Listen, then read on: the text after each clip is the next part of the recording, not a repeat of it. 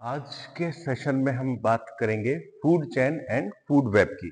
काफी नोन सी टर्म है, आपने छोटी क्लास में भी इसके बारे में पढ़ा होगा, बट आज थोड़ा डिटेल से बात करेंगे और साथ ही हम देखेंगे कि फूड चेन कितने टाइप्स की हो सकती हैं और फूड वेब को भी डिटेल में जानेंगे और उसकी इंपॉर्टेंस की भी हम बात करेंगे इस सेशन में। चलिए, तो फूड चेन से स्टार्ट करते हैं। देखिए, फूड चेन क्या होता है। तो फूड चेन की अगर डेफिनेशन की बात कर रहे हैं तो डेफिनेशन ये है कि transfer of food energy from producers through a series of organisms. यानी यहाँ क्या हो रहा है, यहाँ पर फूड एनर्जी जो है वो ट्रांसफर हो रही है प्रोड्यूसर से यानी प्लांट से, है ना। कैसे?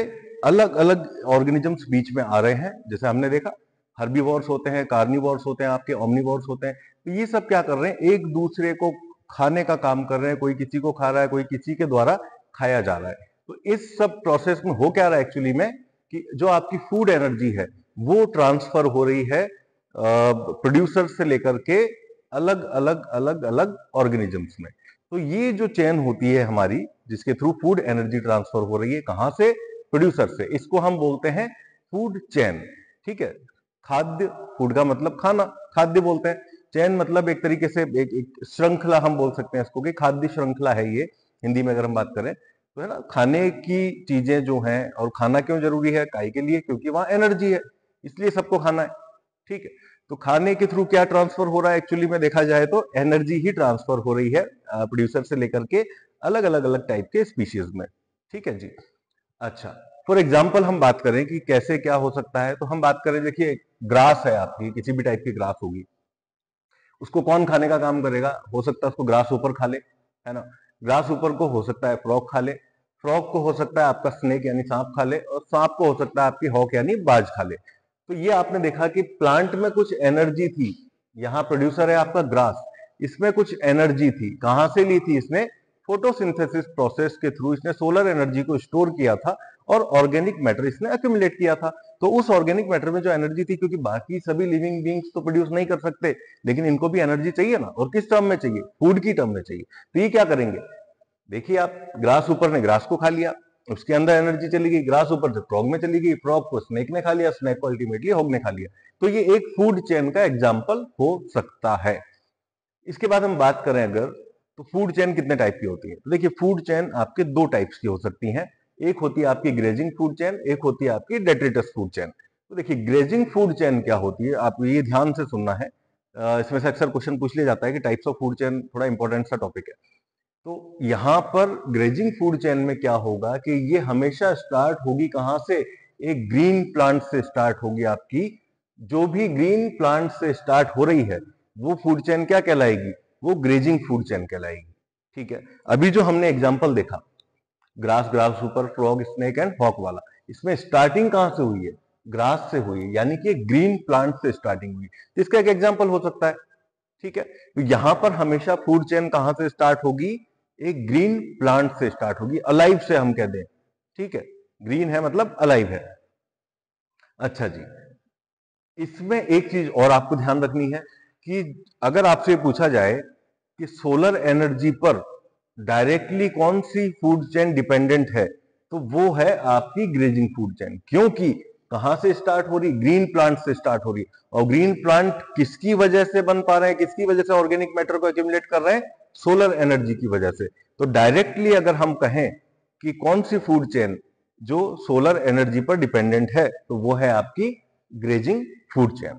अब हम बात करते हैं सेकेंड टाइप की, जो है डेट्रिटस फूड चेन। तो देखिए यहां पर साफ लिखा हुआ है कि start from dead organic matter. ये कहां से स्टार्ट होती है? ये होती ही डेड ऑर्गेनिक मैटर से स्टार्ट है। अब इसमें क्या होगा, जैसे हम बात करें, पेड़ों की पत्तियां हैं, एक मैनग्रूव करके एक प्लांट है, तो वहां से ये स्टार्ट हुआ था। तो अगर हम उसको वहां नहीं जाते, हम जनरली बात कर लेते हैं, देखिए पेड़ की पत्ती है, अगर पेड़ में लगी हुई है, डायरेक्टली वहां से खा ली गई तो ठीक है। अगर वहां से किसी रीजन से नीचे गिर गई और वो ग्रीन है, अभी तक भी सड़ी नहीं है, तब भी उसे खा लिया गया, तब भी वो आपकी ग्रेजिंग फूड चेन में ही आएगा। लेकिन अब वो सड़ना स्टार्ट हो चुकी, सड़ चुकी है, अब वो ग्रीन, हम कहें कि लिविंग नहीं रही है, ग्रीन नहीं रही। ठीक है। तो पेड़ की पत्तियां जनरली आपने देखा होगा कि जब जमीन पे गिरती हैं तो कुछ टाइम बाद में उनके अंदर की नमी वगैरह निकल जाती हैं, और उसके बाद में क्या होता है, उनकी डिकम्पोजिशन का प्रोसेस स्टार्ट होता है। तो वहां पर अलग अलग तरीके के माइक्रो ऑर्गेनिजम्स आते हैं, बैक्टीरिया आते हैं। तो अगर किसी जानवर ने जो हर्बीवोर्स है उसने या तो डायरेक्टली वहां से नहीं खाई या गिरने के बाद भी नहीं खाई, कुछ पार्ट ऐसा रह गया कि जो सूख चुका है अब, तो उसका क्या होगा, उसका डिकम्पोजिशन होगा किसके थ्रू, फंगाई हो गया आपका, बैक्टीरियाज हो गए आपके। तो इस तरीके के माइक्रो ऑर्गेनिजम्स जो होते हैं वो डेड ऑर्गेनिक मैटर से आना शुरू करते हैं, उनका फूड वो होता है। तो इस तरीके से हम समझ सकते हैं कि डेट्रिटस फूड चेन जो है वो कहां से स्टार्ट हो रही है, डेड ऑर्गेनिक मैटर से स्टार्ट हो रही है। ठीक है, कुछ गिरा, प्लांट से गिरा, नहीं खाया गया जब तक ग्रीन था, उसके बाद वो क्या होगा, सड़ना शुरू होगा, क्योंकि भैया प्लांट की लीव भी ऐसे ही ग्रीन तो नहीं बनी रहेगी, उसमें जो जो भी न्यूट्रिएंट्स उसमें हैं अगेन सॉइल में तो जाने ही जाने हैं। तो सॉइल में जाने के लिए क्या होगा, अगर आप इसे खा ली तो ठीक है, नहीं खाई तो क्या होगा, उस पर माइक्रो ऑर्गेनिजम्स आ जाएंगे, वो उसको डिकम्पोज करना स्टार्ट कर देंगे। ठीक है जी। तो उन माइक्रो ऑर्गेनिजम्स के आने के बाद में वो इसको खाना शुरू करते हैं, क्योंकि ये उनके लिए खाना है। और उसके बाद में फिर कुछ और ऑर्गेनिजम्स आते हैं रोल में, जो उसको खाते हैं, देन अगेन ऐसे ऐसे करते करते ये फूड चेन स्टार्ट हो जाती है। तो सिंपल सा डिफरेंस हमें दिखाई दे रहा है, ग्रेजिंग फूड चेन कहां से हो रही है, ग्रीन प्लांट से हो रही है, और आपकी डेट्रिटस फूड चेन कहां से हो रही है, डेड ऑर्गेनिक मैटर से स्टार्ट हो रही है। इनके स्टार्टिंग पॉइंट में डिफरेंस है केवल। चलिए जी, अब जब आपको पता है क्योंकि डेड ऑर्गेनिक मैटर से स्टार्ट हो रही है, तो इस पर जो है ना, ये लेस डिपेंडेंट है डायरेक्ट सोलर एनर्जी पर।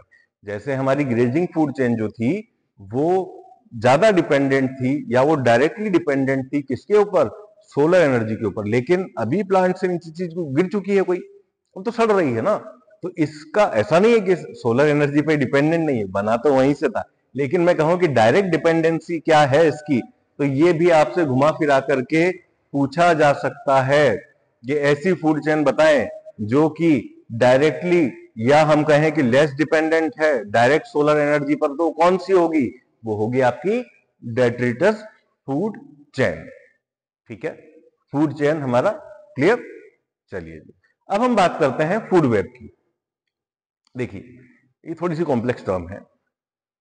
किसी इकोसिस्टम की बात करते हैं पर, तो किसी इकोसिस्टम में जरूरी है क्या कि ग्रास को ग्रास ऊपर ही खाए, तो ग्रास ऊपर को आपका फ्रॉग ही खाए, और फ्रॉग को स्नेक ही खाए, और स्नेक को फिर फ्रॉग ही खाए? क्या ये जरूरी है? बिल्कुल जरूरी नहीं है। अगर इसे रास्ते में ये मिल गया तो इसे भी खा जाएगा। इसको थोड़ी फर्क पड़ रहा है कि नहीं पहले चैन पूरी होने दो, मैं नहीं खाऊंगा, मैं तो स्नेक को ही खाऊंगा, मैं ऐसे नहीं खा सकता। वो तो कार्निवोर है, तो वो तो अगर उसको इससे पहले का भी अगर कोई स्टेप का मिल गया तो उसे भी कंज्यूम कर लेगा। तो ये एक बहुत बेटर तरीका नहीं कहा जा सकता किसी इकोसिस्टम में एनर्जी के ट्रांसफर को समझने का।